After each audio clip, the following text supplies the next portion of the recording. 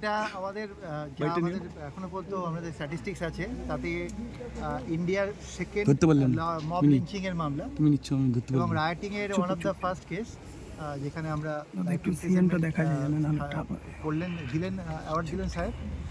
আমাদের এই 103-এর 2 ধারা, যেটা মব লিঞ্চিং ছিল, মার্ডারের অ্যাগ্রেভেটেড ফর্ম, তাতে আমরা প্রেয়ার করেছিলাম ডেথ সেন্টেন্সের জন্য, কিন্তু কোর্ট যেটা মনে করেছেন সেটাই প্রত্যেকের যাবজ্জীবন হলো। এখনকার নতুন বিএনএস অনুযায়ী আনটিল রেভিশন, যতক্ষণ না রেমিট হচ্ছে ততক্ষণ পর্যন্ত যাবজ্জীবন চলবে। আর মানে আপার কোর্ট যতক্ষণ না রেমিট করছে, তার মানে এটাকে আমরা রিমাইন্ডার পিরিয়ড অফ লাইফও বলতে পারি, যতক্ষণ না হায়ার কোর্ট এটাকে রেমিট করবে।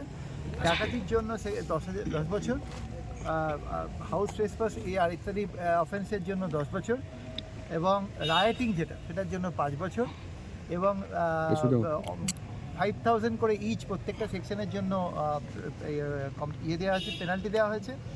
আর ভিকটিমের বাড়ির লোককে 15 লক্ষ টাকা কম্পেনসেশন দিতে হবে ডিএলএসের এবং স্টেটের ফান্ড থেকে। এই হয়েছে আজকের রায়। আমরা এই পুরো মামলাটাতে 38টা সাক্ষীকে এক্সামিন করেছিলাম এবং ভলিউমিনাস রেকর্ড ছিল। এপ্রিলে মামলা শুরু, মানে ঘটনাটা ঘটে, চার্জশিট ফাইল হয় উইদিন 2 মান্থ, এবং তারপর আমাদের চার্জ ফ্রেম হয়ে যায় উইদিন এ মান্থ, এবং তারপর থেকে আমরা 38টা সাক্ষী এক্সামিন করেছি 2 জন আয়োগকে সঙ্গে নিয়ে। ফরেন্সিক এভিডেন্স, ডিএনএ এভিডেন্স, আমাদের অনেক রকমের এভিডেন্স ছিল এই মামলাতে। যেমন ধরুন, আমাদের দেখা গেছে যে পিওতে আমাদের যে ব্লাড পাওয়া গেছে সেটা ভিকটিমের ব্লাডের সঙ্গে ডিএনএ ম্যাচ হয়েছে, এবং আমাদের এই মামলাতে আমরা 5 জন আইউটনেসকে ছিলাম, এবং তারা ক্লিয়ারলি বলেছেন কীভাবে নৃশংসভাবে বাবার ছেলেকে খুন করা হয়েছে। এবং সেই জন্য ইনফ্যাক্ট আমরা স্টেটের তরফে পুনাওয়ালা জাজমেন্টটা দিয়ে আমরা ডেথ সেন্টেন্স দিয়েছিলাম। আর এছাড়া পুরো কেসটার মধ্যে আরও অনেক সায়েন্টিফিক এভিডেন্স আছে।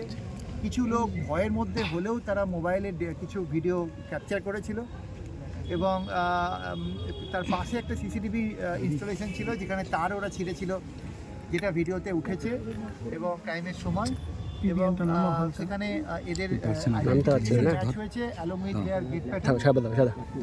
এইরকম ভাবে আমাদের বিভিন্ন রকমের সায়েন্টিফিক এভিডেন্স এসছে। ঘটনার পরে একটা নৃশংস ভিডিও আপনারা জানেন, যেটা ভাইরাল হয়েছিল মিডিয়াতে, সেই ভিডিওটা আমরা এভিডেন্সে এনেছিলাম।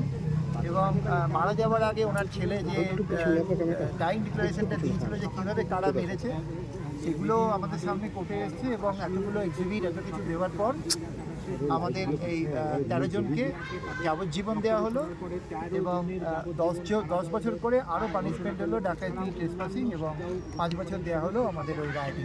আপনি আজকে বলার সময় উল্লেখ করছিলেন যে কেন বিরলতম হিসাবে এটাকে রাখা উচিত, এবং আপনি বলছিলেন যে সামাজিক প্রভাব এই মামলাটির ক্ষেত্রে রয়েছে এবং কোনো ধর্মীয় কারণে নয়, ক্রিমিনালটা ক্রিমিনালই হয়। আপনার কি মনে হলো জাজমেন্টে সেটা প্রতিফলিত হলো? দেখুন, আমি জাজমেন্ট এখনো পড়িনি, পড়ে দেখতে হবে। ডেফিনেটলি আমরা বলেছিলাম যে ক্রাইম ইজ ক্রাইম, ক্রাইমের কোনো ধর্ম হয় না। তো এটা একটা ক্রাইম, এবং এখানে ভারতবর্ষের এক্সাম্পল অনেকগুলো রয়েছে মব লিঞ্চিংয়ের, তার মধ্যে এটা একটা ওয়ান অফ দ্য এবং রাইটিং কেস আমাদের যেটা প্রমাণ করা খুব কঠিন, আমরা সাকসেসফুলি এই কেসটা প্রমাণ করতে পেরেছি।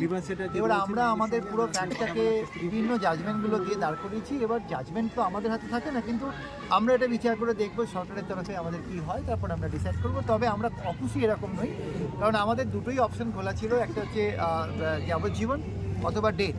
কিন্তু ডেথ সেন্টেন্স নিয়ে অনারেবল সুপ্রিম কোর্ট রিসেন্ট যত জাজমেন্ট দিচ্ছে তাতে ডেথকে নেগেট করছেন, যেতে বারণ করছেন।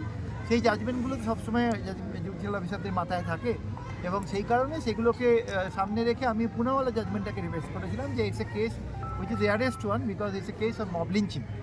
তো এবং যেখানে পুনাওয়ালায় বলেছিল যে টাফেস্ট পানিশমেন্ট দেওয়ার কথা, সেটা আমরা সামনে রেখেছি। কোর্ট প্রত্যেকের যাবজ্জীবন দিয়েছে, তবে আমার মনে হয় এদের প্রত্যেকের অনেকেরই বয়স কম, বাড়িতে 4-5 জন করে মেম্বার আছে, বাচ্চা আছে, এগুলো হয়তো উনি, যেটা আমার উল্টো দিকের লোক বলেছে, সেগুলোকে কনসিডারেশনে নিয়েছেন।